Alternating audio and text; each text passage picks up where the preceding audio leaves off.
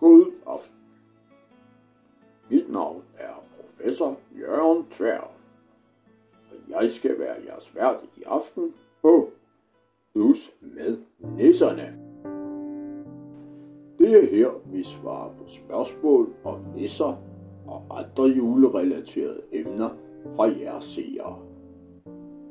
Og der er allerede kommet mange spørgsmål. Kan I bare se.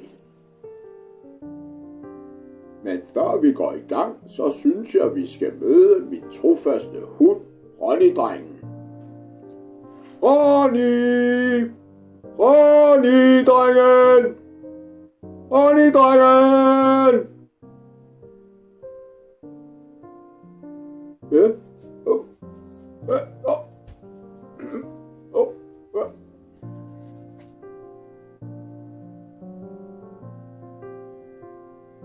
Jamen, der var du jo. Det var godt. Det var så godt at se dig nå. Ja, jeg bliver altid så glad for at se ham. Ja, han løber jo altid så stærkt, at det ser ud som om han flyver. Ja, han er jo ved at være en gammel dreng, for jeg fandt ham på den store nisseekspedition i 1987, da jeg som ung kandidat skulle skrive min afhandling om nissologi. Ja, jeg husker det, som var det i går.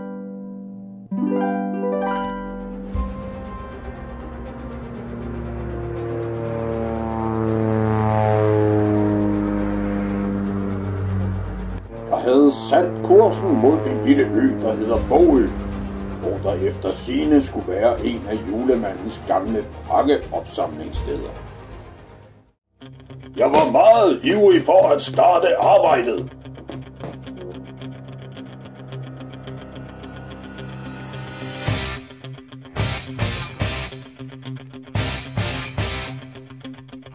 Og jeg kan lige på, hvor du flyver. Og mens jeg afsøgte området for spor, fik jeg pludselig øje på noget, der lå under et juletræ. Det var en lille hund med sjove ører, og sammen med den lå der et brev. Der stod i brevet: Kære menneske, vil du være sød og passe denne lille fyr, til jeg kommer tilbage?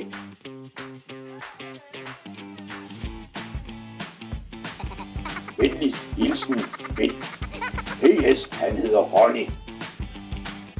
Og jeg tænkte ved mig selv, det kunne da være godt med en hjælper som nissejæger.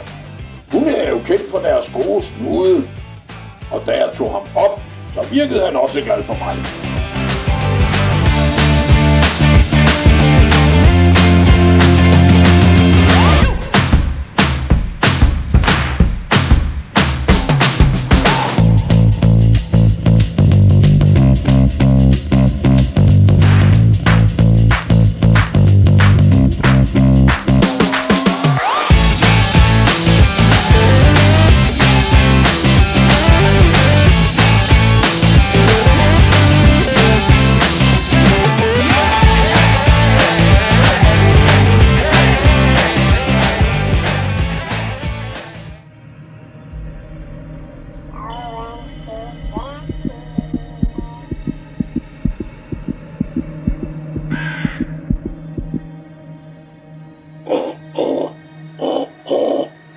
Hvis du hører det her, så har jeg været ude siden i formiddag, og jeg er smadret sulten. I må brænde sådan noget ihjel. Det er det, mand. Hvorfor bliver du det her, man kan snige til? Og det ser vi med.